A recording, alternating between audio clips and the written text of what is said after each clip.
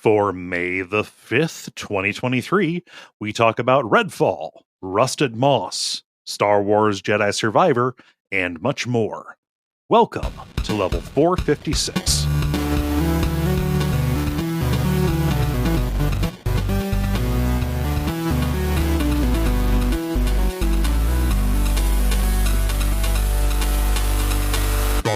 My name is Cole Ross.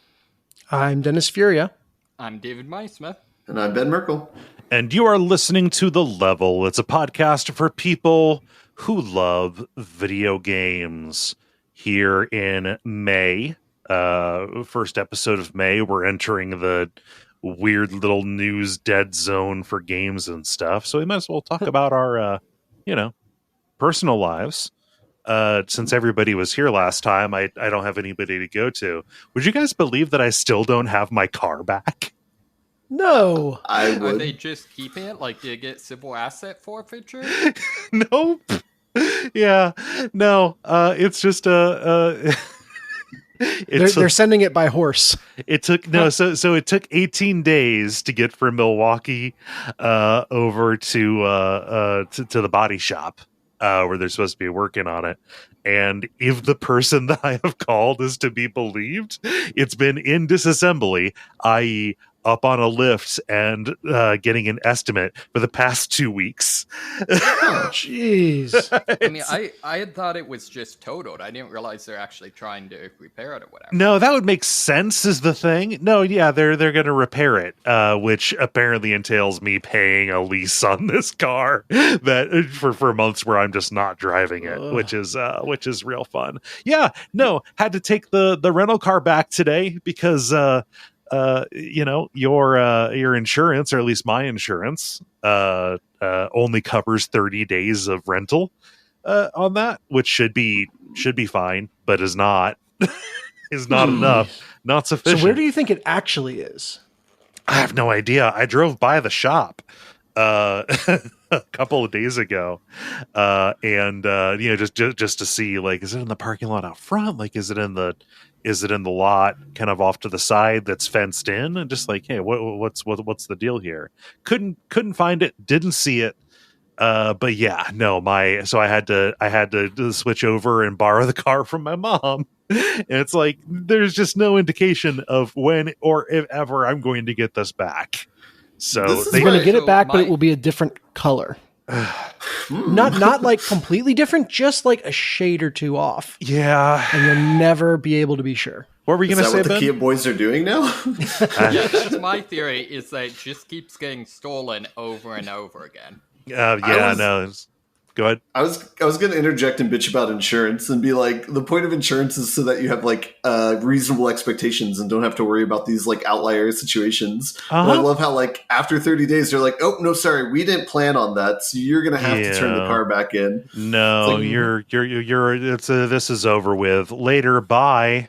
Yeah, it's like, isn't this the risk that you're absorbing when I pay you money? Yeah, kind of. That's how this works. Especially since that, I don't know, because everything is a combination supply chain labor problem. It's just like, conditions changed. Maybe the 30-day hold or whatever made sense at some point, doesn't now. So yeah, it's just, I'm pretty pissed off actually, in a way that I only have the luxury to be now that I am home and not very far away from home. Like, I could be pissed off about it in Milwaukee because we got a problem to solve. Now I am here and time has passed. I am now starting to get a little pissy about it. Yeah. My headcanon is they're just so backed up with stolen Kias that need to be refurbished. Well, that's part of my worry, because this is just for the estimate. This is not for anything related to like, hey, this is when it's going to be done. I was talking to my adjuster about it, and he said, yeah, no, some of these repairs are taking 2-3 months to finish. Good Lord. Yeah. I hope you didn't plan on living. Yeah, no. I mean, again, so many times during this, just when I've had to like go and be places or whatever, I've got no idea how somebody with a normal job lives. How somebody with a wife and kids in a place that they have to be every day for many hours, like, I mean, generally speaking, I think they just don't. Yeah. Like, this is America. Yeah. Yeah. But it's like, man, if this is stressing me out and just like I got nowhere to be. It's nice to have a car because I like being able to go and get stuff. But like, sorry. Like I said, I'm getting a little pissy. So that's my story. Ben, you usually have cool stuff. Cheer us up. All right, I got a weird insular story. I'm glad that I didn't go first, by the way, because this would have been a weird segue with what we were talking about before we started recording. But I'm making a pie hole. It's a Raspberry Pi, and you add a little tiny program on it, and it basically has a list of ad domains. And it'll basically reject any request for an ad domain. And so what it does in practice is it's like a ad blocker, but it's for your entire network instead of like a browser. Oh, wow. Nice. Yeah. Okay. So like where do you pull a list from? Is that like a GitHub repository that is updated or the program and like the default list that you have is like both public stuff. But you can update it if you want, if there's like specific things you want to block. But from what I've heard, like the default one's good. I looked up information on this like a week or two ago, but the big blocker was like it's really fucking hard to get a Raspberry Pi right now. There's like I was surprised by this. I didn't know this at all, but there's like a website called like Pi Tracker where it's like you can see like these 7 stores in the world that have them and try and buy them. But like it's like might be in Switzerland and you have to buy like 5 and it might not be the right model and that sort of thing. Yeah. But luckily, I went to a German-speaking group and found a person who has one who wasn't using it. So I bought it off of him for a reasonable price. And so now the pie hole is unblocked. So I've got to say, can we not? Back alley German pie hole? Yeah. Yeah, go on. I think that's self-explanatory. Yeah, it's pretty self-explanatory. Sounds like the best damn restaurant there's ever been. Where else are you going to get German pies? Come on. Especially the illegal ones. Yeah. I imagine Ben like having someone over and be like, hey, you want to see my pie hole? Silver lining, this will open the gates for me getting a modern operating system. Ooh. So, yeah. Nice. Yeah. No, if you, I don't know. If you need another one, I have a Raspberry Pi that I got to mess around with the emulator stuff. But it was several years ago. It was like I think 6 or 8 years ago. It was like a Raspberry Pi 3. So I don't know how often they're updated. I think they switched to letters now. I gotta. Yeah, I mean, that was back when Pi was just like 2.14. Right. No, it's a Raspberry Pi 3. Like when Iowa passed that law to declare that Pi is 3. Man, so many math jokes. I'm so happy to be here right now. But yeah. Oh my gosh. No, sorry, it was Alabama. I really didn't want to. Yup. Yeah. Sorry. Have we discussed that Alabama's trying to bring back separate but equal? I mean, I think it goes without saying. I'm sorry to say about the state where you have chosen to make a home. Oh no, literally their new anti-trans law contains the exact phrase, when it comes to sexuality, separate is not inherently unequal. Huh. Or when it comes to sex, rather. Yeah, no. That is a real bummer. Yeah. I mean, these are all being written by idiots. I saw as well that some legislation was trying to define a woman as someone who produces an ovum, which gates out plenty of cis women as well. Yeah. No. It's like I said, I really want to see the movie where like someone has a woman has a, I'm not sure what it is, something ectomy, and then realizes that she is like no longer legally male or female and no longer is within the law and can do whatever she wants. This update to Hedwig and the Angry Inch is really weird. Oh my god. Well, cool. I hope that your ad blocking thing works. Same. Yeah. Can you? I feel like the next step would be if you could make one that somehow redirects them all to someone else you don't like. I was gonna say the opposite of a silver lining is it breaks like some websites, like specifically like I think like Paramount Plus or something like that. Like the websites that are smart enough to like guarantee that you've seen an ad. Right. But, can you whitelist in those cases? Yeah, you can. Nice. It's. Let's see here. David, how about you? What's going on? I'm trying to think. I don't think I actually did anything particularly interesting like in the last week or whatever. So I guess I'm just going to wish everyone a happy May Day. Yeah. Solidarity, forever. Especially with the Writers Guild of America. Yeah, that's super crazy. Well, and also France is having some crazy. No, people are losing their eyes to riot munitions. Yeah. Just a bunch of you know, it's a time when a bunch of people on my Twitter timeline are like, "Oh, I've been tear gassed." Yeah, no, it's going to happen. Shouldn't, but it is, and I'm happy that they're out there reporting on that stuff because it's real important. My one hope is, my one silver lining is the last writer's strike gave us Dr. Horrible's sing-along blog. It also saved Jesse Pinkman's life. Really? Ooh. He was supposed to die at the end of Breaking Bad season 1. Oh, that's right. Yeah. God, that writer's strike is so long ago. Like in my head, it was fairly recent. But yeah, wow. Yeah, it's we were in college. Because it was actually like the last time I lived here. So the last time I had a TV show I wanted to watch. Oh man, but yes, solidarity. How about you, Dennis?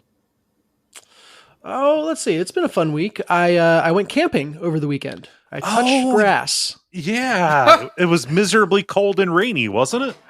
It wasn't. And that's the crazy thing. It was calling for miserable and rainy all the way from like 2 weeks out. And then the last couple of days, it was just like, well, maybe not. Maybe not. Maybe yes, but maybe not. Hey. And so in practice, it was actually, a little bit crisp. Felt kind of like a fall getaway. But no rain except for one time overnight when everyone was already kind of sleeping in tents. So as good as I could have hoped for weather to go. Great. But I was reminded, so this is through my church and you kind of go to the same piece of land every time. This was a couple's deal. So I went with Jen. And I walked past my tree and I was trying to remember, have I told you guys about my tree on this land? No. Go on. So one of the times I was there, usually like the weekend includes some like working the land, clearing trails or brush or, doing whatever. And one of the times I went, I was helping clear this like copse of trees that was kind of out away from the main tree line. So they had one person that had like the chainsaw who was like, chainsaw certified or something. I don't know. What do you need to operate a chainsaw? Gloves, glasses. Okay. Special clothing that won't get that won't snag.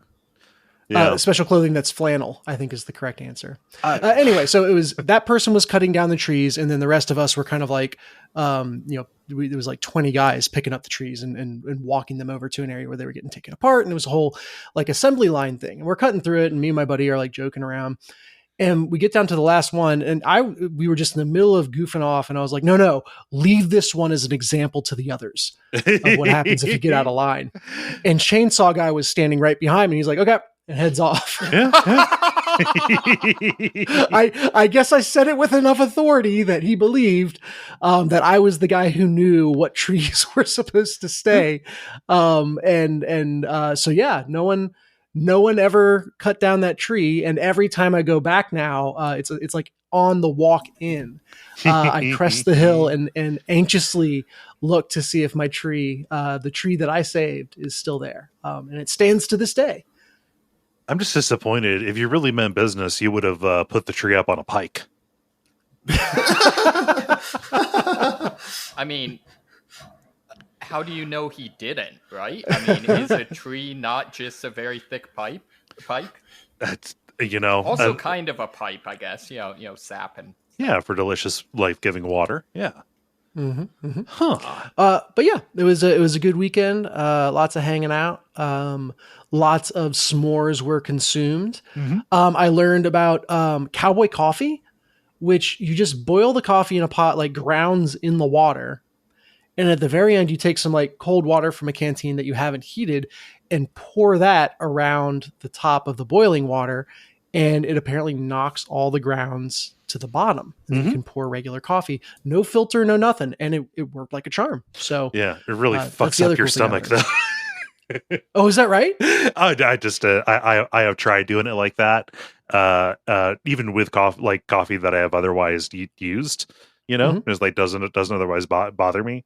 And it really upset my stomach. However, I also have a notoriously easy stomach to upset. So yeah. Yeah. Well, if you are within the normal tolerances for coffee regularly, this was good stuff. I feel like if you are desperate enough to, have to have like coffee hacks, you are not within the normal tolerances for coffee. Fair enough. No, I mean, normal tolerances for coffee, definitely not normal tolerances for not coffee. Yes. Yeah. Yes. Oh, I guess, yeah. You want to double negative that. Yes. Nice. Well, we've talked about literally every single thing that has happened to us in the past week. So I think it is good show, guys. See you around. Yep, there we are. Except for what games we've been playing, and I think we've got to do the regular kind of show to accomplish that. So why don't we do the grind, the multiplayer, the end boss, and get started with the grind, where we talk about the games we have been playing over the past week. Who has something new? I got something new. Oh, go on. Ben. Wait. Do we all have something new? I do, yeah. Oh my God. What's the release date? We should do by release date. I have one that released yesterday. I have one that released mine's Friday. I have one that released today. Is it Redfall? Is what? Redfall? Yes. Okay. Well, Cole, you get to go first if you had one that released today. Yeah. Well, okay. I don't have an awful lot to say about it other than based on first impressions, by which I mean, the first hour and a half with it. It feels real neat. It is a game. It is a Metroidvania called Rusted Moss. All right. All right. Ooh, that's evocative. Yeah. I don't know what's happening in the story because they're being, it's very deliberately in media res. People in this world don't seem to like my character or the little sprite who follow her around very much. It could refer to something in the world, but really it is seeming to mostly refer to the color palette, which, at least so far in the opening biome, things are rusty and they are mossy. You're playing as a Studio Ghibli protagonist. Yes, this is a very pretty game. This has, it's pixel art, but it is higher res than SNES. But that puts you in the ballpark. If I say what it is, it's Celeste. Yes, it is very Celeste-y. Yes, Celestial. Celestial, yeah. Yeah. Good. Go ahead. I like the fact that it's just super, super cute and whimsical, and then your character just pulls out a machine gun. Oh yeah, no, you're icing fools. You're popping suckers with your machine gun.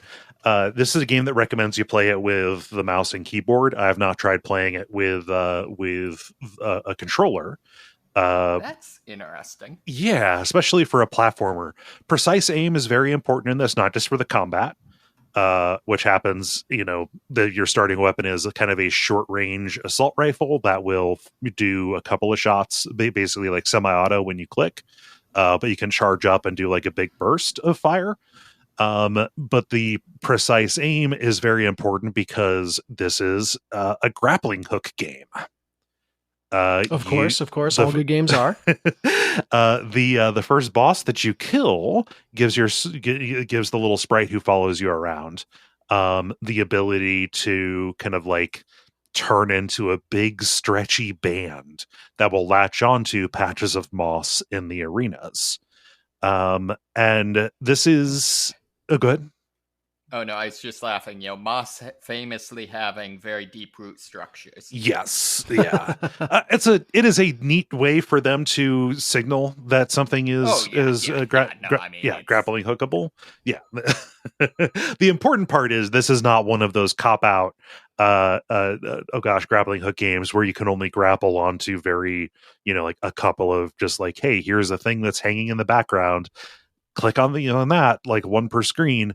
This is doing it's a little bit more freeform, which is nice. So this is not precisely like a lot of grappling hooks that you're gonna find and play. It is not the Bionic Commando grappling hook where everything is very deterministic based on the length of your arm when you throw it. In Bionic Commando, you always throw at a 45-degree angle out, and therefore always have like a very solid parabolic arc that you are doing. Also in Bionic Commando, you can a big part of that is you're chaining your swings. So there's a whole bunch of it's very difficult, but there are a whole bunch of long runs where you have to very precisely hit the point and then keep going to avoid enemy fire and all of that. Here you cannot fire while you are in the air. What makes that a little bit what makes this different and makes that so far acceptable to me is that the grappling hook is rubber bandy. Okay. Yeah, I'm seeing that in the videos. I was going to ask about it if you didn't say something. Yeah, and I had to spend a good amount of the time that I played it today getting used to this. But relatively, just I don't know. My words are kind of failing me. It took me a little bit of time to get used to it, but I started doing really cool stuff once I understood precisely how that affects your trajectory as it goes. So yeah, you can do a big jump and then shoot out at roughly a 45-degree and get like a nice solid swing going on it. That like the majority of the time, that is not what's called for. The majority of the time, it is asking you to do kind of more precise swings in closer quarters. And it is kind of requiring you to understand, because of the stretch and because of the bounce, that you want to make sure that you are firing as you are moving downward or as you are moving in a direction against where you're going to be kind of latched onto, because that is going to, you're going to stretch out and then fire back in the opposite direction. And though it is not immediately intuitive, you start doing cool stuff and it starts kind of making sense how to do what it is asking of you, which is real cool. I feel like I'm coming up short describing this in video. This would come across, especially like on the trailers on Steam, where they're going to show you, some of the more complicated, like later game things you can do. And even on there, it reveals there are other kind of aspects of this. Like you get a shotgun that will kick you back with the recoil. I would be real surprised if there's not a rocket jump that you end up being able to do. But yeah, this is just a Metroidvania that has this really interesting movement model. And early on, has anybody here played Cave Story? Yeah. Yes. Yeah. One of the greatest platformers ever made. Yeah. I'm getting a little bit of like a Cave Story vibe, not just from the presentation, but also just in the in the design space and the way that it uses it. Right. So we'll see if that pans out, because Cave Story is just a banger from front to back.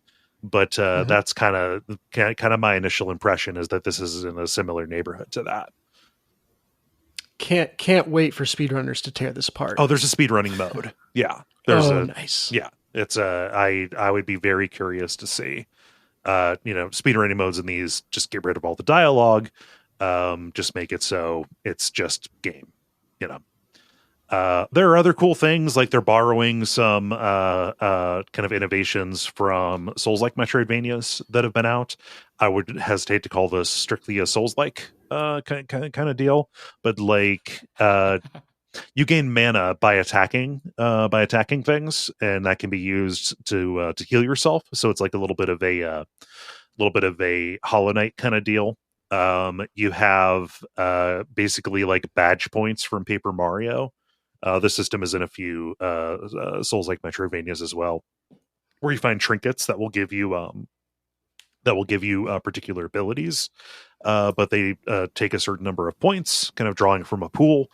So you need to expand, find collectibles to expand that pool in order to use the better ones, or to find combinations that are going to work. Like the first one that I found slows down projectiles that are headed toward you. Making those a little bit more manageable. But it was very expensive, right? In terms of cost. But yeah, like it feels really promising. It's also incredibly modest as well. Like I was really surprised to fire it up and not get like a whole bunch of I don't know, like publisher and middleware splash screens. It was just like right to the menu, which is weird. But that doesn't mean this has like poor production values. Like there's a ton of really good animation, looks really nice.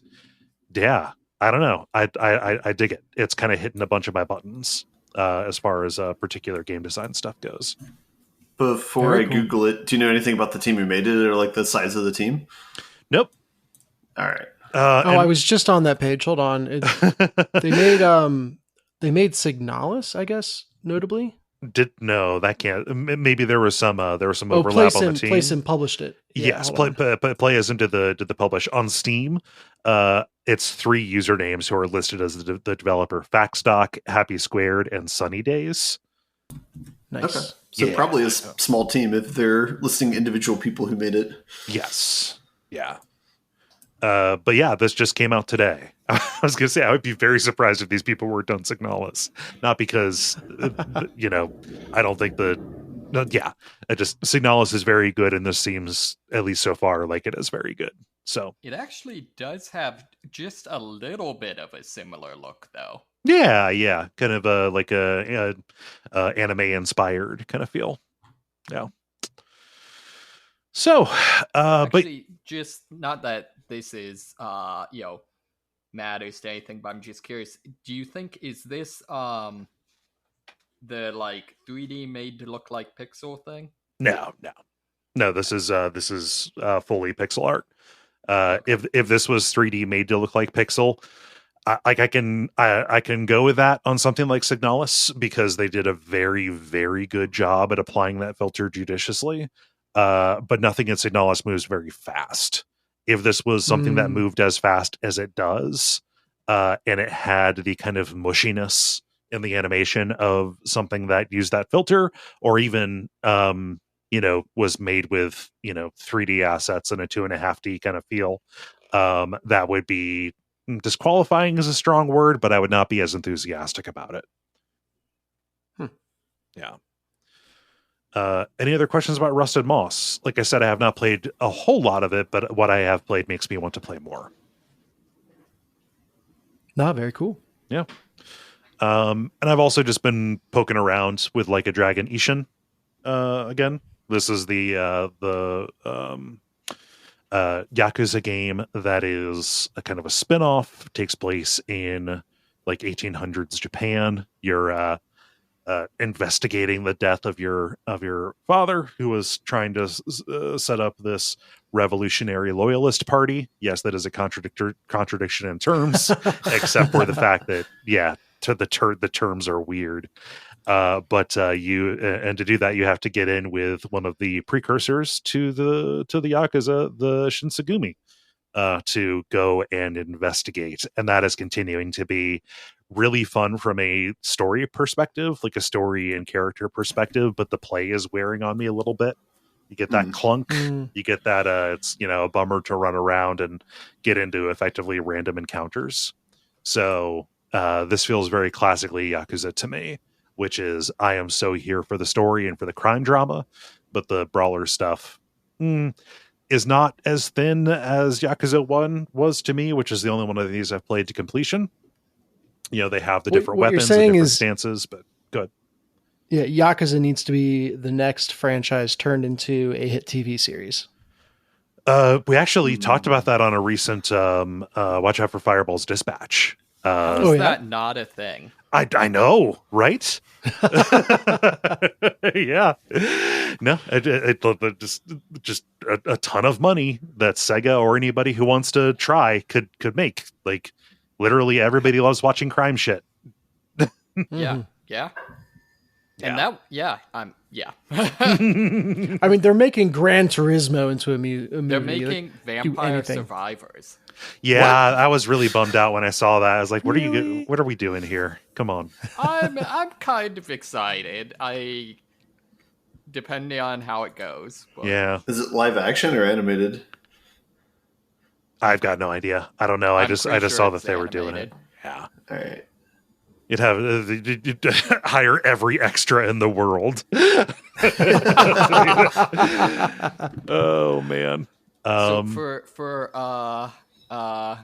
Nakuza, what are the like weird side things? Like, is there equivalent of going to the karaoke and stuff like that? Yep. Yeah, it's called a singing bar. And you can do that. You can also like back up other people if you want to, which is a different kind of rhythm game. I've only done it for fun. I've not done it for like a to deepen a relationship, right? To gain like virtue points or whatever it is. One of the first of the side quests you can do is, I mean, again, it like just I love these side quests because of how small, just a small scale they are. But like, there's just this woman you're walking down the street and you see her friend say, "I can't stand to be around you. Nobody can stand to be around you. Your stories are too long." And you go up and talk to her and you think like, okay, am I just this kind of game this is? Am I gonna go, dude, do you want me to go beat up your friends, get them to listen to you? And she says, I just need somebody to listen to me, anybody to listen to me. And then it turns into, she's just like, okay, you tell me, are my stories too long? Listen to this, but also I'm going to quiz you to make sure that you're actually paying attention. It tells this huge story. It's like, okay, what foods did I say I didn't like as a kid that I like now? And then the kicker question to get your full reward is, and what is my name? Oh no! Oh, so this is the like, were you paying attention at speed dating type thing? Yes, yeah. But that's just like a good example of an early one that I think everybody's going to run into. But yeah, it's got that goof. It's even got that goof in the main story. Like the first big boss fight that you do is against a general who comes in and interrupts you when you are at a bathhouse talking with an informant. And everybody is naked, and you're just kind of like, okay, what are they going to do? Like when it goes out to a full camera shot, and then just you are fighting, and both of you just have these big clouds of steam around you that follow you as you do these wrestle moves and stuff. That's great. Yeah. So it's charming. It's just one of those things where this is, I mean, kind of like Crisis Core, very obviously an older game that has gotten a fresh coat of paint, and that's about it, so that's a little bit of a concern, but I don't know, the charm is carrying me through as it stands. All right, so that's me, Rusted Moss and Like a Dragon Isshin. David, you sounds like you brought Redfall to the party.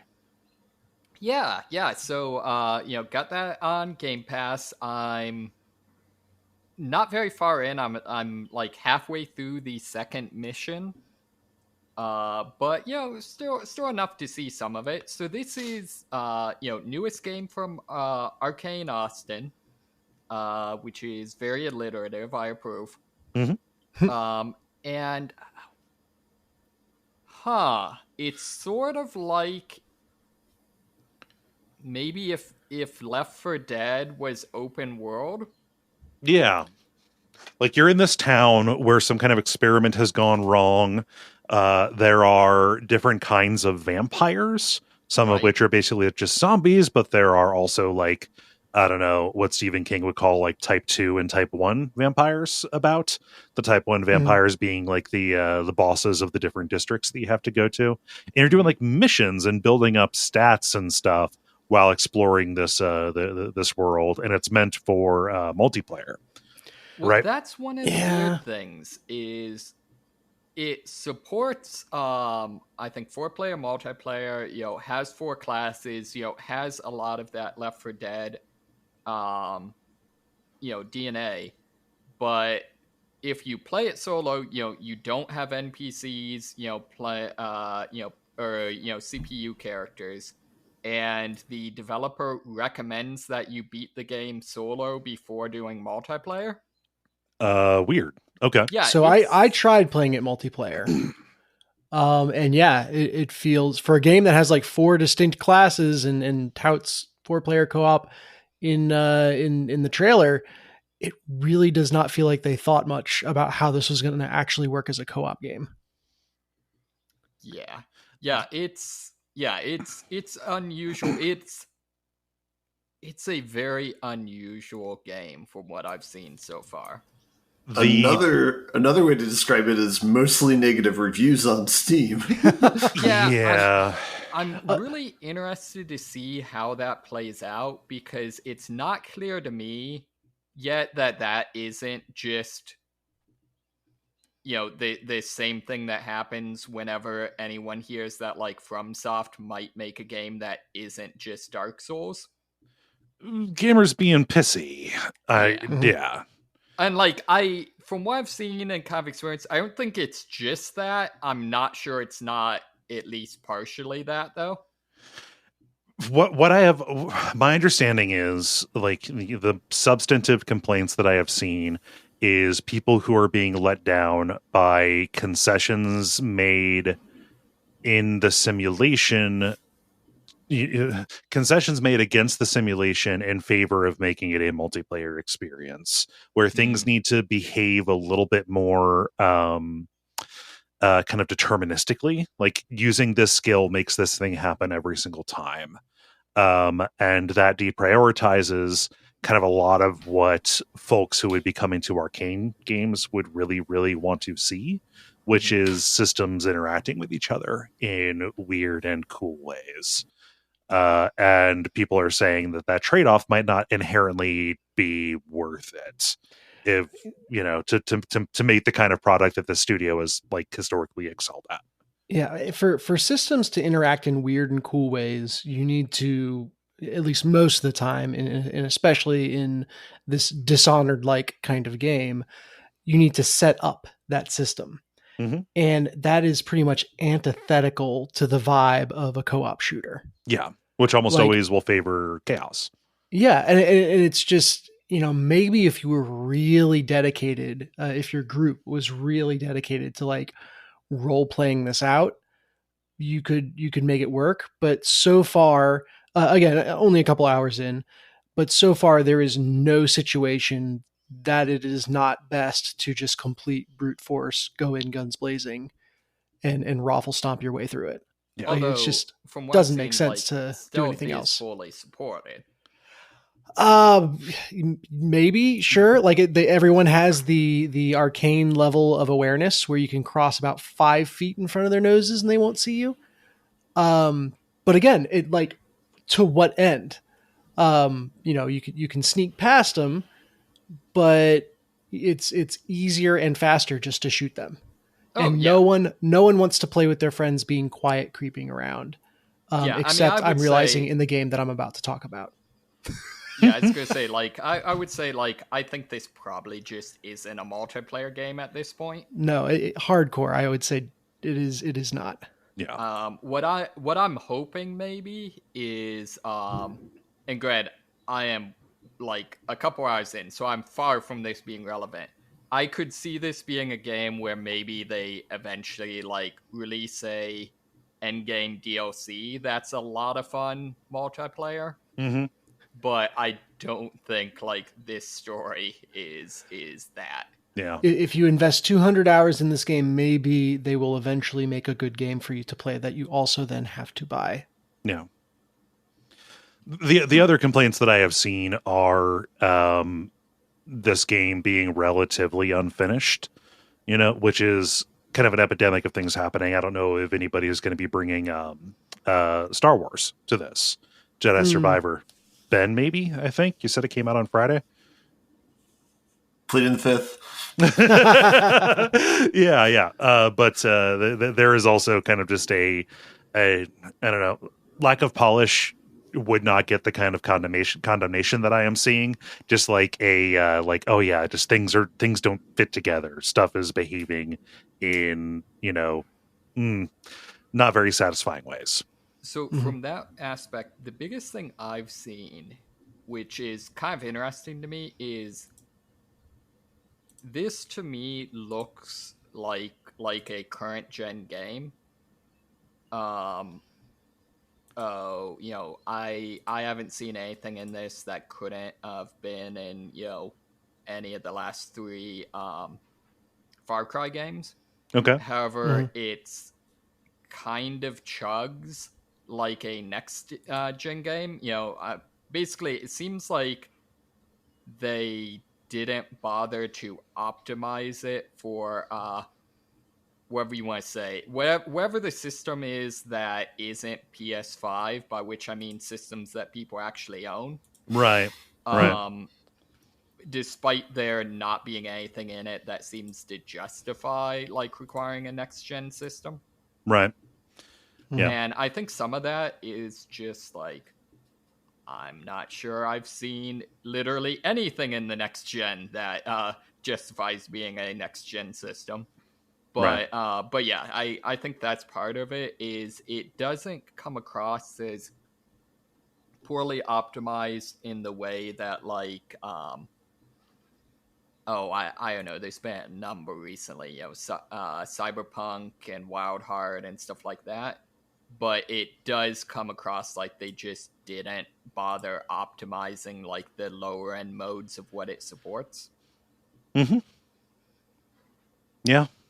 No, optimization is kind of one of those things that happens last. And if a product is kicked out the door, that's going to be, something that's handled in, rushed, panicked patches and lots of, screenshot apologies from developers.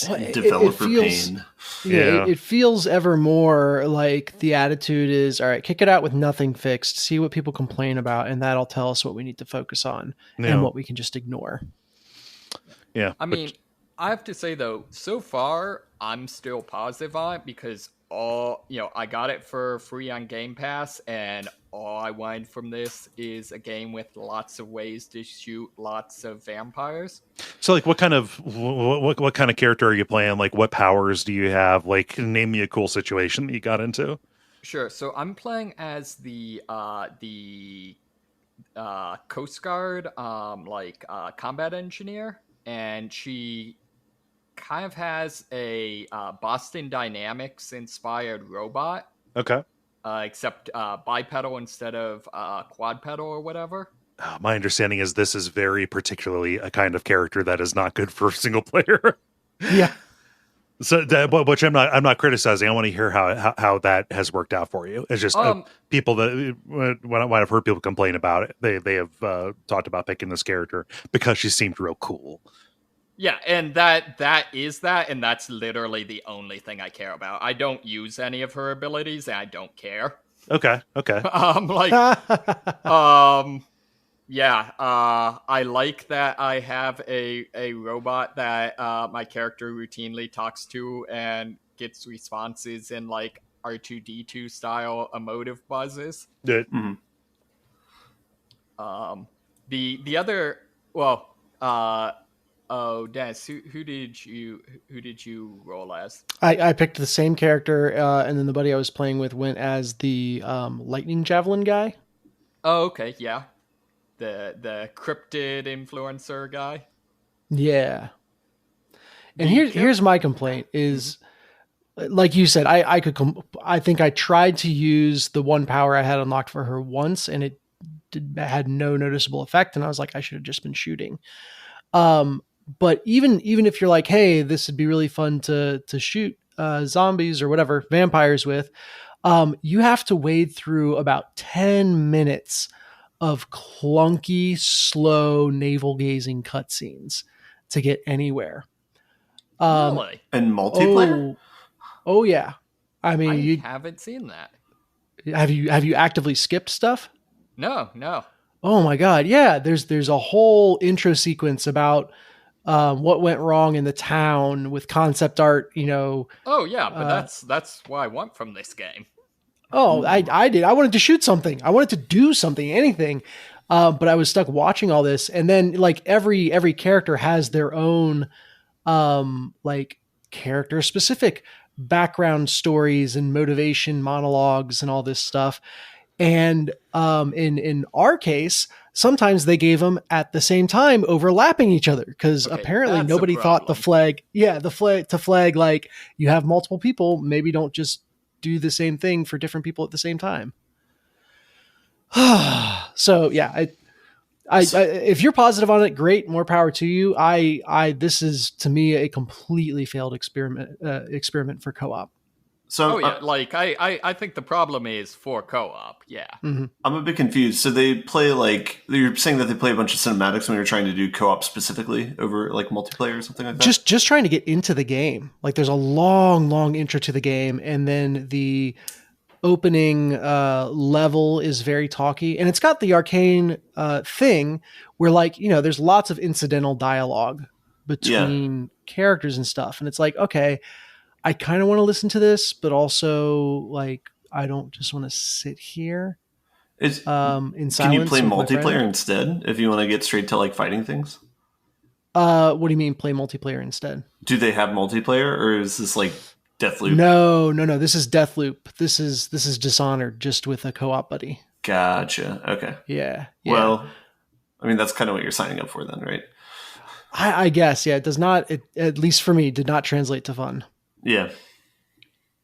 I have to say the other character I'm thinking about trying though that I do think's really cool is the psychic. Okay. Who her one ability is to summon a psychic elevator, which just kind of blasts you up in the air so you can skip up to rooftops, stuff like that, which is really cool. Mm-hmm. And then the other thing is to summon her ex-boyfriend who got turned into a vampire. Good. And he helps you, but he's a good vampire, so he helps you fight enemies for a little bit. And this raises a whole swath of moral dilemmas. Yeah, it's unclear. One thing I am kind of excited about for the storyline is it seems like the vampires are explicitly traditional, Vampire the Masquerade-esque supernatural vampires, but also there's apparently some Umbrella Corporation type stuff going on. Yeah. So I'm interested to see how that plays out.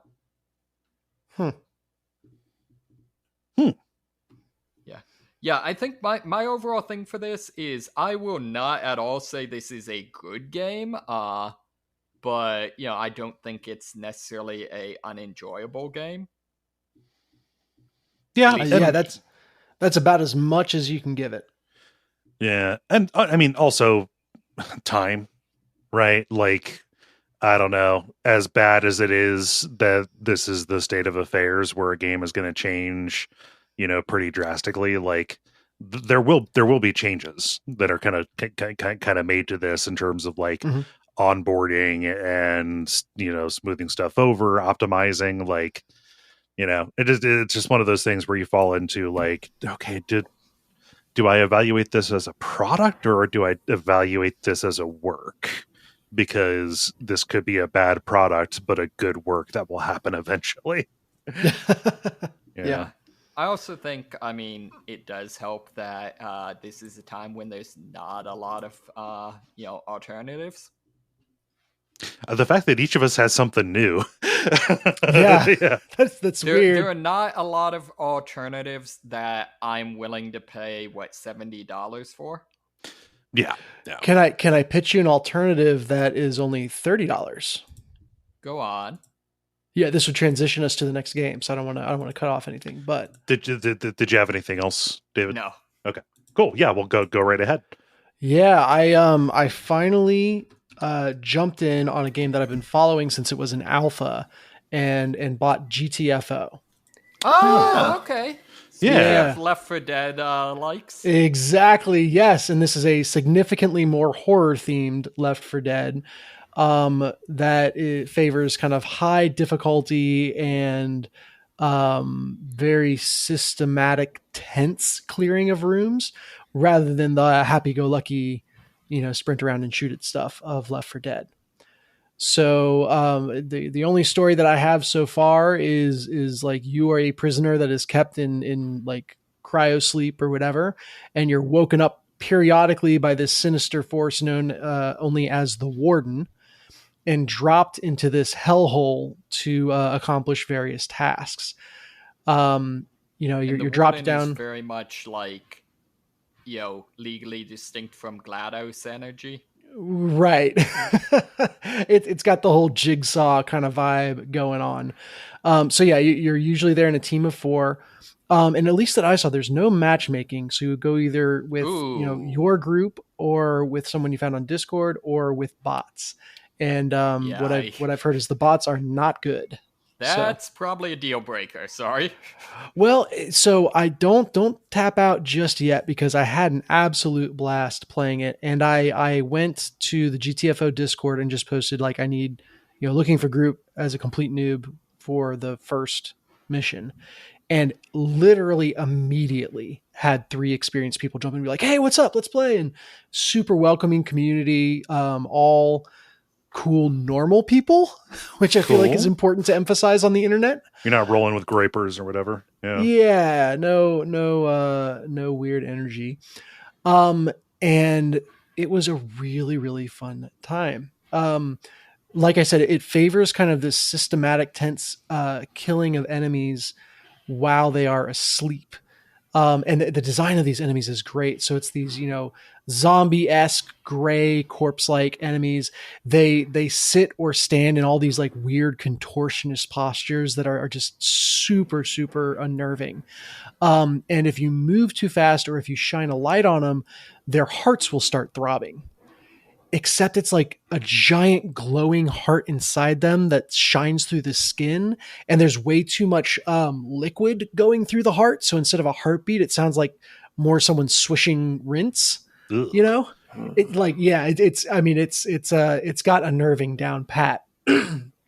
But if you can hit them with the melee kill, that will take them out before they're activated. However, that makes noise, right? And it might wake up the one next to them. And so you have to be very quick and methodical on taking them out. Once stuff does start going down, they move really fast.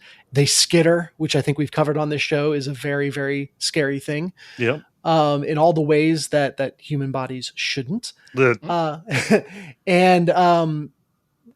shoot projectiles, but it's almost like this streaming motes of light that they release into the air. They move way slower than a bullet, but fast enough that you can't really get out of the way. And it has the effect of like just constantly jumping, like, oh, can I dodge that? And like one out of every couple times you can. Mm-hmm. Most of the time you can't. Oh, so it's not hit scan. Yeah, it's not one of the things where like games do tracers where like they make it look like it's not hit scan, but it is. No, it's not hit scan. You can dodge, but it's not like a bullet hell thing where you could get good at jumping around it. Yeah. But it serves all of that together serves to just make you feel completely in over your head. And add to that, I'm new to the game, and the people playing with me were very good on like, hey, we're not going to spoil stuff for you. We'll let you like, we'll kind of romp through with you, but we'll let you take the lead. And that was really cool. Again, just this like to find 3 people on a server in seconds willing to help you out, introduce you to the game, and not like boss you around is super rare. That is cool. Yeah. Which so is also funny because like the premise of the game is like you're some asshole like prison yeah. inmate, that sort of thing. Yeah. I really have to commend the interface for this game, which goes very minimalistic and very, I don't want to say realistic, but like old school computer interface. Like if you want to ping an item to figure out where it is on the map, you have to find a computer console, literally open it up and start typing in console commands. Yeah, I was gonna to try to say ping the right thing. that was one of the things I was gonna ask is I've heard the like computer interaction is amazing. Oh, it's so good. Yeah. And it is that you're literally just typing in at the screen and hoping that nothing is sneaking up behind you. The instructions and the designation will be like, go to area 75, and you've just got to look at the walls and stuff and see like, okay, well, this is 72B, and this says it's like you're like signposting and reading your way there, without just having a giant, blip and line drawn on a HUD for you. Yeah. That works great in this game because you can have a horde of these zombie things show up, get into this crazy firefight for your life, and then be like, where are we? what did we get into? I got all turned around. Yeah. Literally. Yeah. And that fits the vibe of this game so well. I had a significant leg up in that, like I said, I had experienced players. So they kind of knew what was going on. They explained some things to me about like how the AI spawns enemies to like know what door they're probably going to come through that I wouldn't have known otherwise. So yeah, I had a leg up in that sense, but yeah, I'm very intrigued by the game. I've got some buddies that are playing it. I just haven't been able to sync up with them at once. They haven't managed to finish the first mission yet. So that them coming in completely blind, it's been extra difficult. Yeah. And I'm kind of excited. It seems like the right way to play this game is with friends who aren't completely familiar with it. Right. Even though I'm grateful for the intro to it that with people that were. Does it use a Left 4 Dead style, no classes, but, classes of weapons?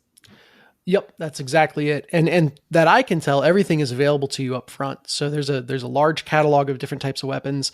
I could select anything I wanted with no restrictions on my first drop.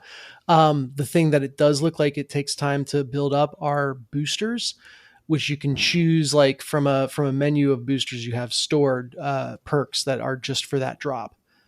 So use them sparingly. It's got a bit of that survival horror resource management. Ammo is very scarce as well, so you can't just blast away. And you got to kind of take care of each other and pay attention to who's used what. Yeah. But yeah, GTFO, I'm liking it a lot. It does, circling all the way around to the thought at the start about story. It does imply that by completing the missions, and they kind of go in order for different, they call them rundowns, so different campaigns, you can learn more about like the nature of the place you're in, what these zombies are, and ultimately maybe even try to escape. And like the Discord had stuff all over it about like, hey, welcome. Nobody spoil anything for anyone. So it's interesting to have that kind of intention behind it, and it was something cool. Clearly, it's something that the community honored. So that leads me to believe that there is something good waiting for on you. The other side of it. It's funny how strongly video game communities won't spoil things if like it becomes a norm not to. Yeah, it's very cool. Sometimes going a little too far. Looking at you from soft folks. Yeah. Oh man. Well, it's good to hear that this is this is good. This is one that kind of like constantly pops up in my recommendations just because I'm always playing horror stuff. Well, and I've always been like I said, I've followed it since Alpha, which it released in 2 years ago, and I think it was an Alpha even before that. I was like, it'll show up on Game Pass or it'll go deeper on sale, but it goes on sale for 30% off all the time, and I've never seen it below that. So right. Finally, just because a friend was asking about anyone who was interested, I was like, all right, that's what I needed to pick this up. Yeah. So I've also heard this is a pretty good streamer game because it's one where basically you can get the sort of the screamer streamer moments without it being performative, if that makes sense. Yeah. Yeah, because you got a squad there that's relying on you to keep going versus goofing, you know? Right. So you're saying But it's an actually scary game. But at the same time, you do have these situations where it's like, oh, everything is going to hell. Yeah. Mm-hmm. Yeah, things can get out of control real quick if you aren't careful. Yeah. Huh. Yeah. Cool. That's the big one. Yeah. In addition to Redfall. And again, it's kind of like, well, okay, so stealth games shouldn't be co-op games, except GTFO kind of works that way. It's not complete stealth. Mm-hmm. It's like, I don't know. I always remember Splinter Cell. I was watching a behind the scenes video on that, and they were talking about their concept of active stealth. That like you're keeping anyone from knowing that you're there, but it's not necessarily by hiding from them, or at least not hiding from them very long. Mm-hmm. It's by taking them out before they can react, and that's what GTFO feels like. Yeah, Nice. I mean, if you're invisible if everyone's dead. Yep. This is only semi-related, but did you play the Aliens game, the good one? Isolation? No, the plural Aliens good one. Okay.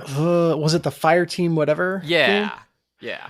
I tried it, and I can't remember if I did cloud streaming or downloaded it on my old computer, and it was not, like, I couldn't run it for whatever reason. Okay. Or the cloud streaming was too jank. That sounds like it has some similar things, although with a much more action oriented to it. But yeah, Mm-hmm. but still, yeah, that sounds pretty cool. Yeah. So GTFO. And if you want to GTF on with me in exactly. GTFO. Do not GTFO on GTFO. Exactly. Let me know. Yeah. Definitely. Cool. Yeah, that's that one. I will say two really quick things about my perennial games. I mentioned in previous episodes that the new Trackmania campaign is kind of bad. But the Trackmania community campaign that they release every quarter alongside like the, I guess the built-in campaign is really, really good.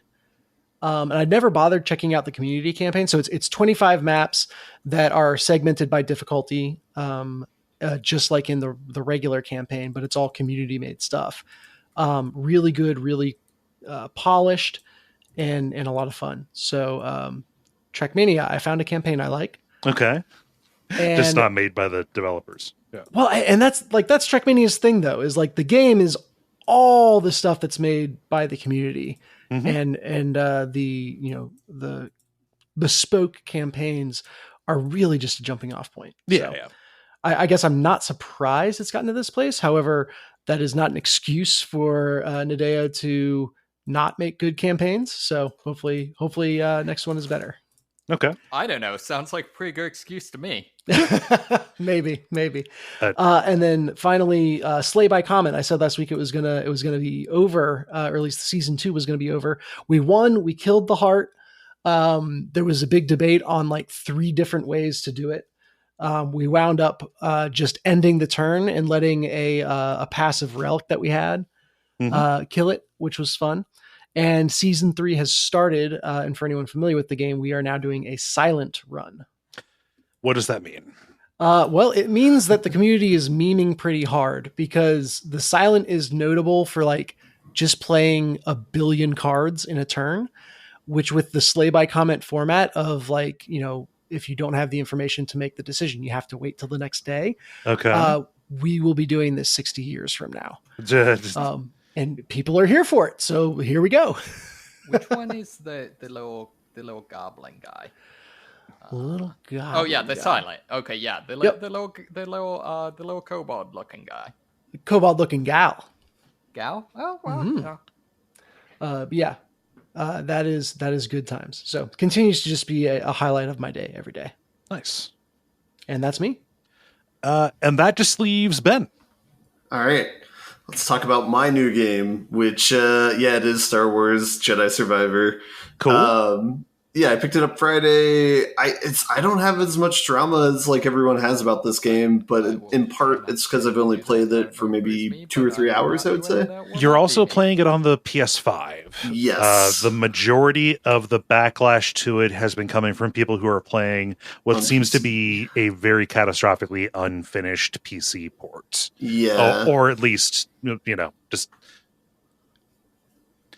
more so than usual. Is the sense that I get. It's bad enough that, again, the developer, I think EA or somebody, had to put out like one of those apology, JPEGs, just to, with like, we failed you, we should have done better, we're gonna make it right kind of stuff. But like on PS5, my understanding is it works pretty well while still having some like tearing and stuff, but nothing like game breaking. So. Well, I did see a few Reddit posts of like people having game-breaking bugs toward the latter half of the game. I think those are being patched out. They released a patch yesterday and today, both for PC and console. But the from what I've read is like the game-breaking bug is kind of a spoiler with how you can get it. So I haven't read the details of how you get in that state. The only issue I've run into so far is my power went out earlier today, so I had to redo the beginning of a level. But oh no, I'm not sure. But I had died at the last point, so I'm not actually sure if it's like, because the game's like Dark Souls, I think. So I'm not sure if it's on me or if it's on the game. I think it might be on me. So I'm not even upset about that situation. Yeah.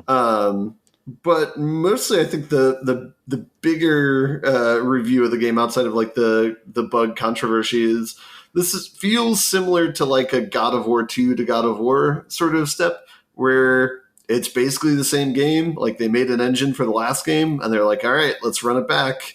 Like we'll do minor improvements to like what you can do with this, but by and large, it's just going to be the same game as before, and we'll just make new content for it. I've gotten through the first planet, which is like pretty similar to like Braca, if you remember. That's like the first planet of the first game. Sanctuary-esque, like very gray. I'm not going to spoil like where it is or anything like that, but it's similar in like palette maybe, and it's similar in like the length that it takes to play through it. And kind of, it's like an intro tutorial like planet, right? It teaches you all the moves and stuff like that, so you can kind of get the mechanics under your feet, and then it sends you off somewhere else. So yeah, but by and large, I mean, I'll keep playing it and we'll see if I like peter out on it or not. But already I'm just kind of like a little bit, I'm feeling like I'm seeing the patterns of like these games where it's like things that were very impressive for a first game and just having like little development or little change on like the second iteration. And it's like, I don't know. It just feels weird because it's like, I don't know what a reasonable level of expectation is from, like from the players to the game of like, it's probably unrealistic to make them make a new engine for every game that they make. Right. But at the same time, it's like, you also don't want to play the same game twice with just a fresh like coat of paint. So my understanding is they have expanded it. They've made it more open worldy. Okay. And a little bit more like Breath of the Wild is probably going too far. But that's the impression that I got from reading about it. Is that not the case? Does it feel about as not reined in, but does it feel like it is about on the scale of the previous one? That might be the case. I have not gotten to that point. If that's the case, though, right? I forget the level that's like the second planet you go to in the first game, where it's like a lot of stones you're jumping between. There's that frog boss or whatever. But isn't that still the first level? No, in the first game. Yeah, in the first game, I thought so. That's where you started. You started in the junk world. Yeah. Okay, gotcha. But that's like the first main open world that you explore. That's like the equivalent. I'm on the equivalent planet of that in the second game. Okay. So yeah, I don't know. So it could open up and be more open worldy. I haven't gotten there yet. They did add fast travel to the game. I didn't really have a huge problem with not having fast travel, I think, in the last iteration of the game, but I think a lot of other people did. Okay. Here's like a huge improvement. You can get a mullet haircut, and so I immediately slapped that on Cal as soon as I could. But yeah, the customization right now, it's mostly just visuals. You can change your lightsaber color. The thing that's kind of like a disappointment is like you can do it any color from like the outset. Like you don't need to like collect like things in order to unlock it. The type of metal that you make on like the lightsaber, those are things that are unlockables. and you can customize like your droid. I forget what it's called, like BD something maybe, but your droid you can unlock like customizable appearances for that. So like that's fine, like that's okay, sort of thing, but it doesn't really add a lot of depth to the game or anything like that. Is the poncho game still on point? Ooh, I haven't got a poncho yet. I've got a few different tops, but why not? Nothing rivaling. Hey, dude, I mean, I will take a poncho if I see it, but I mean, the first Ben knows game, how to take a nothing punch. but ponchos, so maybe that's where all the development went. Yeah, to really cut down on their poncho budget. But yeah, I don't know. So I don't really have too much to say about the game, I guess, because I haven't experienced too much of it. But I'm a little bit worried that it's just going to be like a similar experience as like God of War 2 was, where it's like if you look at it objectively, you could say yes, this is a well put together game, or there's certain care and certain good parts of the graphics. But I've already had this experience, so it's like there's not a lot of innovation from the first to the second. So I don't know. We'll see. Mm-hmm. Yeah. That's all cool. I got. It's a week for me. Yeah, that's fine. Yeah. Well, I mean, yeah, no, that was a bunch of new stuff, actually. Mm-hmm. So we did good. I know. Good Being job, relevant. us. Yeah, yeah. I'm going to end the segment before we screw it up. Multiplayer. Now it is time for the multiplayer, where we ask you a question and then you answer it. Dennis, Or else. what is the question that you asked the nice people? Yeah, I wanted to know about celebs in games. The Met Gala was this week, so got a little bit of that energy going here. Lots of celebrities have been involved in video games. They've given their voices or their likenesses. Or all sorts of stuff with very mixed results. So what are some of your favorites, either because they were very good or very hilariously bad? Yeah. The skies were empty because the stars came to earth. Sailors ran upon the rocks. I will get started here with JC, who says, if FMV games count, you know they do. If FMV games count, Christopher Walken in Ripper is amazing. Yeah, Okay. Nobody would believe that Christopher Walken was in a video game, but he absolutely was. Yeah, and Ripper, you got lots of folks getting lot of folks go crazy for that. Sickos for the FMV stuff. I mean, Christopher Walken was already in the greatest music video of all time. True enough. Weapon of choice, Fatboy Slim. That has to be what we're talking about, right? Yes, yes, it is. Have you not, Dennis? Have you seriously not seen the Weapon of Choice video? No, I need to, apparently. It's really good. I think Spike Jonze directed it. Wow, okay. Very cool. It's like 20 years old at this point. Yeah. There's a 4K transfer of it. Weapon of Choice video. I need to make sure I know who is directing it. Mm-hmm. But yep, Spike Jonze. There we go. Yeah, Cool. Man. You do. I know what I'm doing after we record. Yeah, I have a friend who teaches dance, and that is what she uses for introducing students to the importance of juxtaposing like stillness and motion. Mm-hmm. Oh, it's perfect. It just turns out that Christopher Walken is an amazing dancer, right, in addition to being good at the stuff he's normally good at. Yeah. Let's see, Ben. What does Callum say? Callum says Lance Reddick as Silence Horizon series. Yeah. No, we're going to see that too. About that. David, what does Peter say?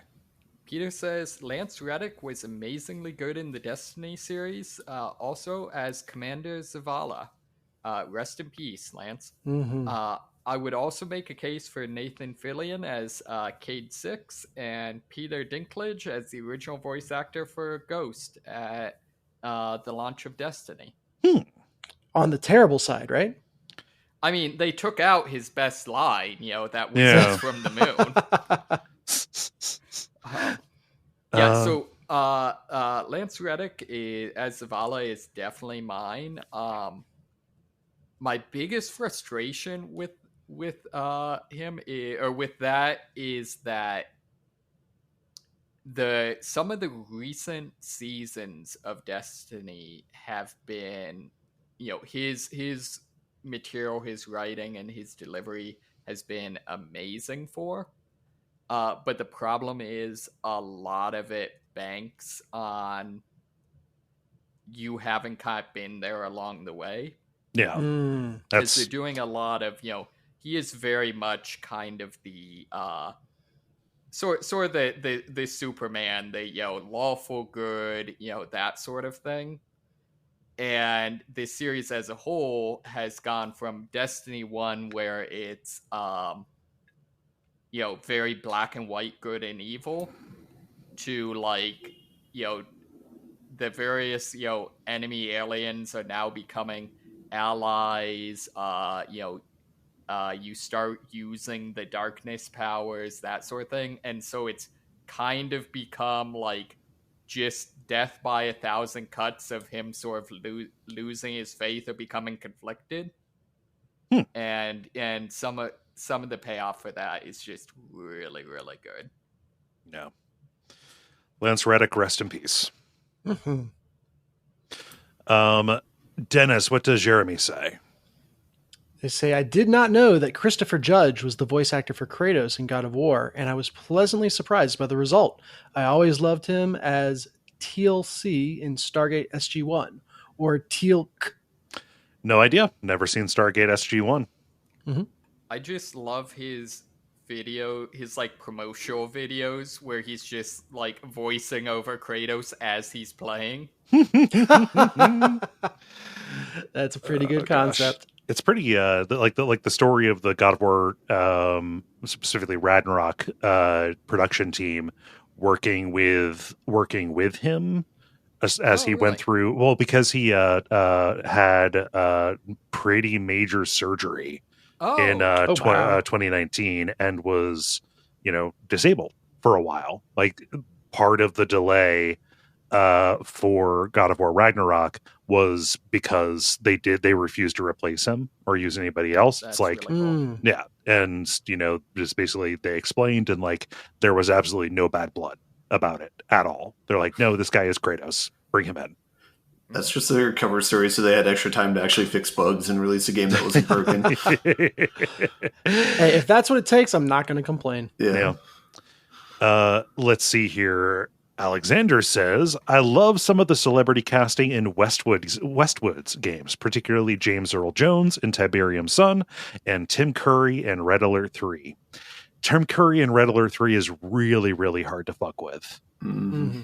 Yeah. I love all the shots that it's just him failing not to laugh. Well, there's the famous one, the communism, space being the last place capitalism hasn't touched or whatever. Yep. But like it's throughout. Like the opening video for that is incredibly charming. Also, Decay, as I forget the character's name, but like the leader of the Japanese faction is really good. Yep. Yeah. No. Like weirdly, like Red Alert 3, game shit on by fans of the series. I thought it played like an RTS and it had those fun FMVs, so it was hard to complain about. Mm-hmm. Let's see, Ben, what does Eli say? Eli says, does Dean Erickson count as a celebrity? No. Eli is referring to Tim Curry voiced Gabriel Knight in Gabriel Knight 1. Fantastic. He brought a lot to the role. But Gabriel Knight 2, The Beast Within, they moved to an FMV format, and Tim Curry looks nothing like Gabriel Knight. And so they got this TV actor named Dean Erickson to come in and replace him. And he does. I like his performance an awful lot. It kind of pales in comparison to the to the antagonist in the game, who does incredible work. But nobody would consider Dean Erickson to be a celebrity. Sorry. Let's see here. David, what does Kyle say? Kyle says, as a metalhead, Brutal Legend was a treat. Jack Black hang out with Ozzy, Lemmy, and Rob Halford? Sorry. Outclassed the gameplay by a far cry. Yeah. I like that pun. No, I mean, I don't think anybody would disagree with that. And from what I recall, it's been years since I've played this, but I love the weird where all of the celebrities are playing themselves, but the game refuses to admit it. Yup. Yeah, no, you can just you can tell the metal stars were having a lot of fun, but also like everybody, was having like the best day of their life when they brought that's them in. all you want from a game like this. I just can't imagine how many drugs were in that recording booth. I mean, like a lot of those folks are older. Like and some of them are famously clean. You know, yeah. Like Ozzy doesn't. My understanding, yeah. Yeah. By that point, I think I think that would have been a kind of a rarity. Yeah, that makes sense. Yeah. And then round us out, Dennis, with what Greg says. Greg says Felicia Day did a great job with her roles in Fallout New Vegas and Dragon Age 2. Kristen Bell was also really good in the first 2 Assassin's Creed games, and Tim Curry was a joy seeing him ham it up in the super cheesy performance he did in Command & Conquer Red Alert 2, space. That's slash by him. Yeah. Who was Felicia Day as in New Vegas? She was Veronica, the Brotherhood scribe who fights with the power fist. Yes, the correct choice for your companion. Hey, don't throw shade at Arcade Gannon. Come on, how dare! Oh, Whiskey Rose. He was also cool. Yeah, some of his endings were just so freaking depressing. Yeah. There is not a lot of hope for an idealist in that setting. Yeah. My answer has got to be Keith David in Saints Row 4. Yeah. Just because he plays himself. The boss from the Saints gang becomes president of the United States for doing whatever they did in Saints Row the Third. I love that game, but I forget the entire story. And Keith David, just noted character actor Keith David, becomes his vice president, and all of their spacefaring adventures and whatever. And he is 100% game for everything. That goes on there. Yeah, they literally recreate the fight scene from They Live. Mm-hmm. Also, because Keith David played an antagonist, I believe, in one of the first 2 Saints Row games. I never played those, but this was very funny. One of the things was like you go in these like little simulations of the character's past or whatever, and Keith David comes along on one of them. It's like, wait a minute, why does that guy sound like me? It's just incredible. I don't know. I just it's pretty hard to fuck with Keith David in general. Again, he's kind of one of the same Curry figures for me. But that was very amusing. So that's my answer. Ben, how about you? I had one before the show that I thought was good, but I didn't write it down and I forgot it. So I'm gonna go with Scully and Mulder and the X-Files FMV game. Scully and Mulder on a nearly fatal dose of Xanax. Oh, geez. If you remember it, let us know throughout the rest of the episode. Sure. David, how about you? Well, I Captain Zavala, or Commander Zavala, rather. I would be really surprised if it was anything else. Yeah. Yeah. Dennis, how about you? Yeah, for me, it's got to be Ricky Gervais as Wheatley in Portal. That was not Ricky Gervais. Yeah. What are you talking about? Who was it? This is a tall British dude. I forget his name. It's a British Stephen actor. Merchant. Yeah, Stephen Merchant. Yeah. Oh, God damn it. Okay, well, Google has failed me. Yeah. That's, yeah. He probably gets that a lot. It's okay. Yeah. Yeah. I mean, Merchant. He was another creative force behind The Office, the British version. So yeah. Or as I like to refer to him, the poor man's Ricky Gervais. No, very much the rich man's Ricky Gervais at this point. So, could you go with I don't think this would be mine, but just for, exploring the bounds of this, could I have said, like, Tony Hawk? Oh, Or does yeah, it not that works. count if it's someone literally playing themselves? I mean, I did. How involved? Yeah. I think that's fine. Was Tony Hawk actually in the first Tony Hawk game? He was pretty involved. Okay. He didn't want it to be like he didn't want it to be a fake thing. Cool. Yeah. And yeah, good thing they stayed so true to life. But I mean, from a culture standpoint, right? Fair. Nice. Well, thank you very much, Dennis, for posting this. Thank you, everybody, for responding. If you would like to participate in the multiplayer in the future, you can go to facebook.com, do a search for Duckfeed Community, join the group, and watch for the prompts to go up on Monday afternoons. The end boss. Now it is time for the end boss, where normally I like to keep the stories a little bit positive, but I've got a bummer one here, which is Waypoint's closing. Vice shuttered Waypoint last I think beginning of last week, something like that. What is Waypoint? So Waypoint was another game journalism kind of outlet. Basically, like, how I don't know. It's so hard to say because there are so few so few examples. But like, how Vice has Motherboard to talk about computer stuff, or like Vox has Polygon, right?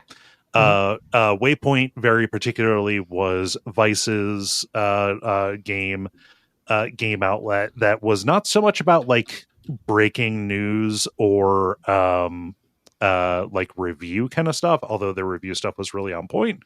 It was more like, let's have a small core team of really conscientious people writing very thoughtfully about games and do the culture and stuff like that.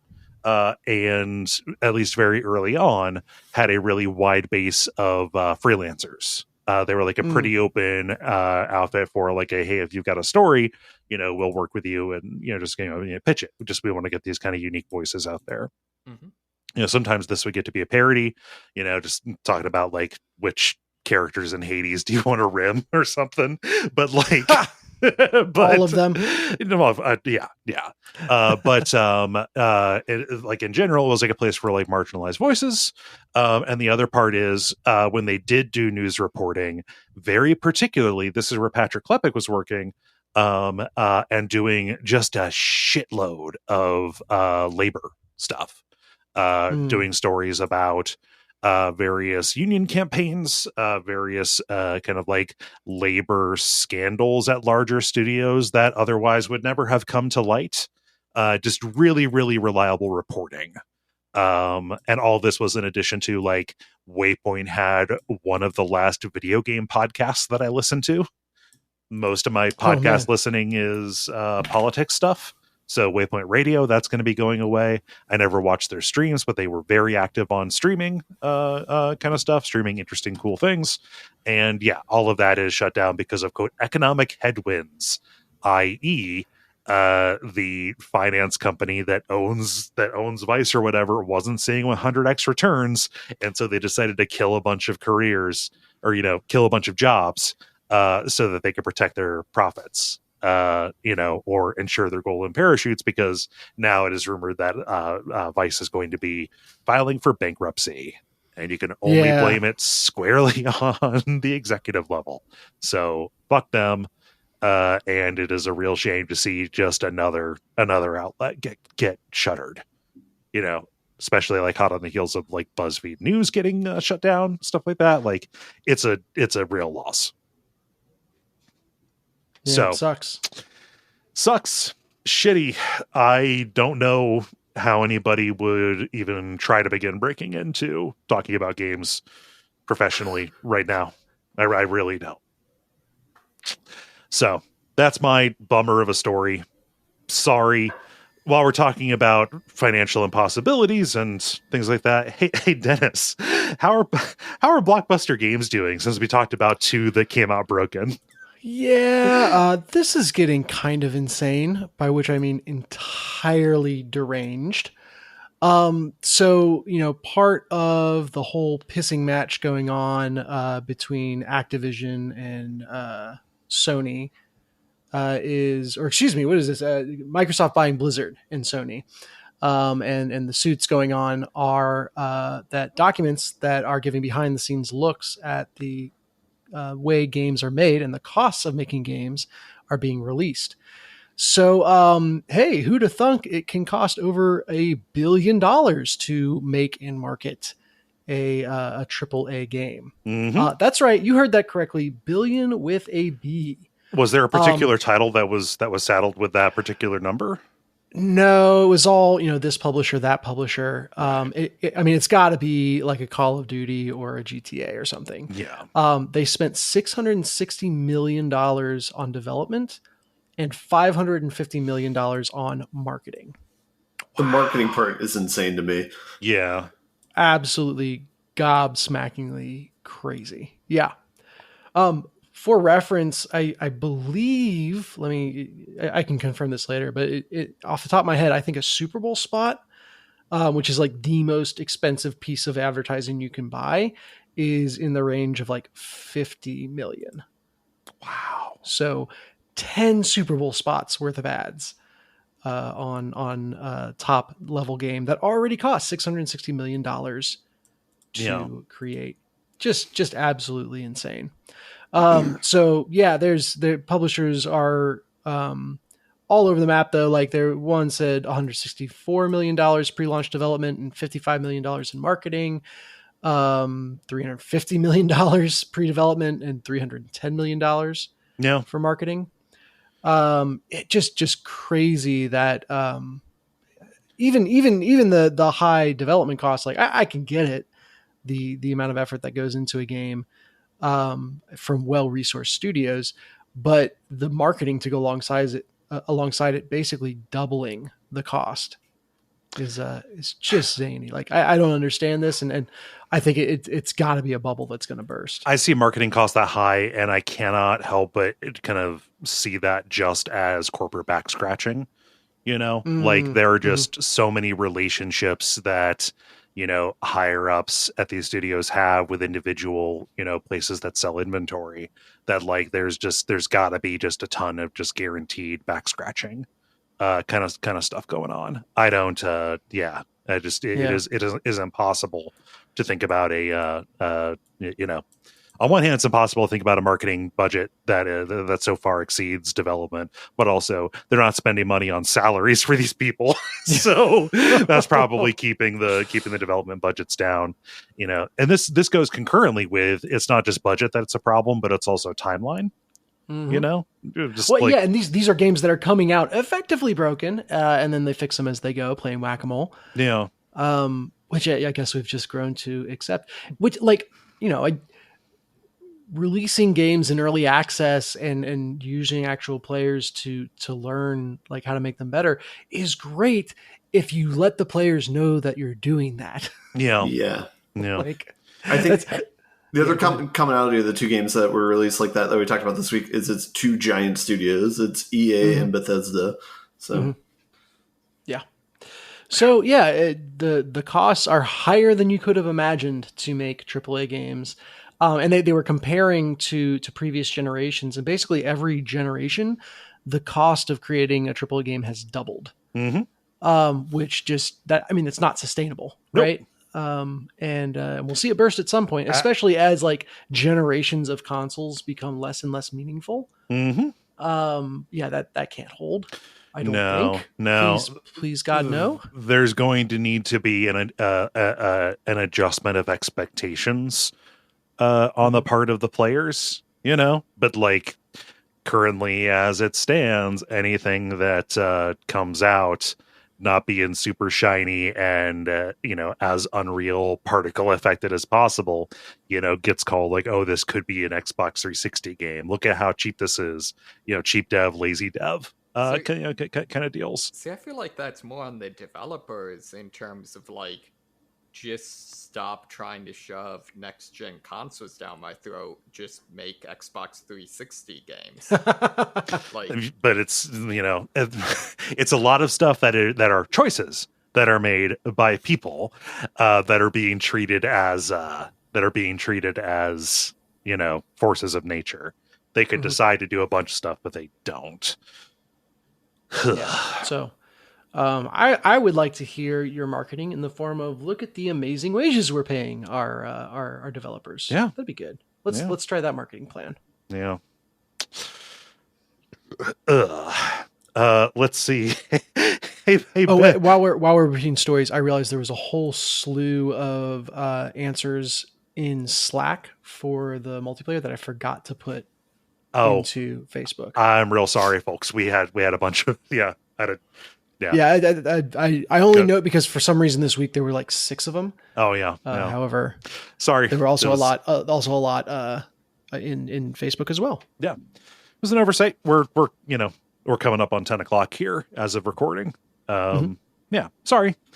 Fair enough. If anybody wants to be mad at somebody, be mad at me. I said it when we hopped on mic today. I'm just out of juice. I'm out of juice. No squeeze to juice. Juice. Hey Ben, keep the bad times rolling here. Yeah, I got another small story that's like a little bit of sugar after this one, so hopefully it'll be a net neutral. But they're not going to port Midnight Suns to the Switch, which so yeah, that's not happening. I can only assume it's performance issues, since all of Firaxis's games are pretty CPU intensive, and Switch don't got that. So no, Switch has performance problems. Yeah. It's a 6. Wait, are you making a sex joke there? Yep.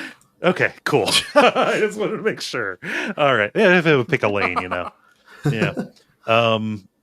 Yeah. So I was actually really surprised to hear that was still in planning. Yeah. After Midnight Suns, went over like a fart in an elevator sales wise. Really? I mean, that didn't sell. Good. Yeah, I've heard very positive, almost exclusively positive things about that. I didn't look at sales. Don't mean it sold. Yeah. Everybody that I know who has played it has found something to really enjoy about it. The problem is just it didn't sell. Maybe they should have spent $500 million in marketing on it, and maybe then it would have. Yeah, maybe then it would have worked. Oh, you only spent $200 billion? So sorry. Yeah. Or $200 million? So sorry. Yeah. 200 billion would be pretty that would have done it.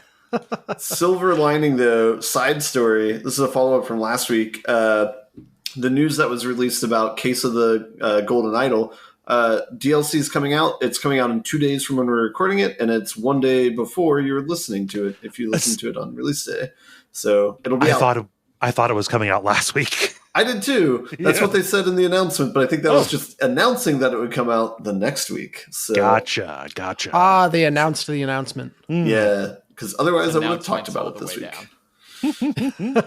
Is it? Can we there needs to be a word for an announcement of an announcement. That's too cumbersome. It's like the trailer for a trailer that they do now. A teaser? Yeah. No, even teasers that's too generous. At the beginning of a trailer, they will show you a small version of the trailer that you're about to watch. Jesus. Have you not seen this? Can we just call it edging? Yeah, I guess. I don't know, man. An announcement? I hate it. An announce moat. It's a tiny little moat of an announcement. Okay, I'll stop. Okay. Well, yeah, no, I am still excited to play that. I want more. I want more Golden Idol mysteries. Yeah. Or what have you. And the fact that they have thought to brand it that means that there at least is an intention for them to continue doing stuff like this. Yeah, they're pulling a Knives Out situation, I guess. Yeah. Anthologize it, baby. Very cool. David, you got a story? Yeah, this is kind of just a thing you should check out. PolishPixels.com is a archive with videos and information on various Polish retro games, which I didn't even know is a thing. Oh, cool. I only know of a couple. Is this like a blog or a database kind of deal? Honestly, it looks like nothing so much as like a aughts era like website. Yeah. Huh. Oh, and then, like it puts like creators like up front here. Yep. Huh. Road to Assland. What is Road to Assland? Oh no! No! Don't click. No, it looks like a body, like a body fantasy game for the Atari 8-bit. Huh. Oh, I do kind of want to know what Poland makes for American poker. You just shoot the place up. Nice. Well, yeah, polishpixels.com. Go read about go read about games. Sorry. I'm really liking some of their pun work here. Forest Dumb. As opposed. Yeah. Huh. Neat. Amazing art on some of these. Yeah, sorry. I need to mouse away from this before I keep looking, because I'm just going to keep poking around, because this looks rad as hell. This is what Cole's going to do instead of going to sleep after this. No, I assure you I'm going to fall asleep. I need to get my juice back. I'm out of juice. And we're recording again tomorrow. Mm-hmm. Oh, sure. Yeah. Mm-hmm. All right. Well, how do you all feel about buttoning it up? Let us button. Reluctant buttoning. The credit. Thank you so much, everybody, for listening to level number 456. This will be the last time for 1,000 episodes that we're going to get sequential numbers like that. So, hey. Yeah. That's not true. If you want to help out the show, you know what you can do. Patreon.com/Duckfeed.tv. You can leave a rating or review. You can tell your friends. It's all good stuff. Is there anything like promo wise other folks want to get in? May the 4th be with you. Oh yeah, that is coming out. They're gonna do a whole thing. Yeah. Nice. Well, I've been Cole Ross. You can find me. Oh, how about this? If you have a Blue Sky invite, send it to me. Oh yeah, I was looking at that. Yeah, not so much like for a FOMO point of view, but I just want to make sure I get my name. I don't want to have to do any bullshit. So if you got that, let me know. If anyone has a Blue Sky invite, send it to me so I can steal Cole's name. No! Charge me money for it. I squatted my friend. Oh man. But yeah, that's me. Hit me up with a Blue Sky. But that means I go now. Yes. No, so I have been Dennis Furia, and I know how this works. You can find me on the Deck of Wonders Discord. I'm David Smith. I'm Ben Merkel. And stick around for some titles.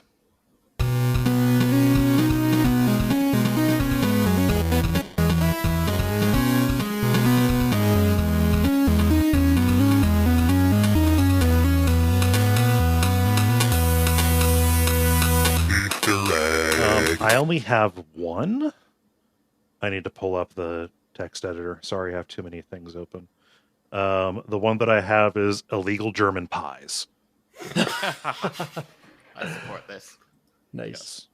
The only one I have is, are you making a sex joke?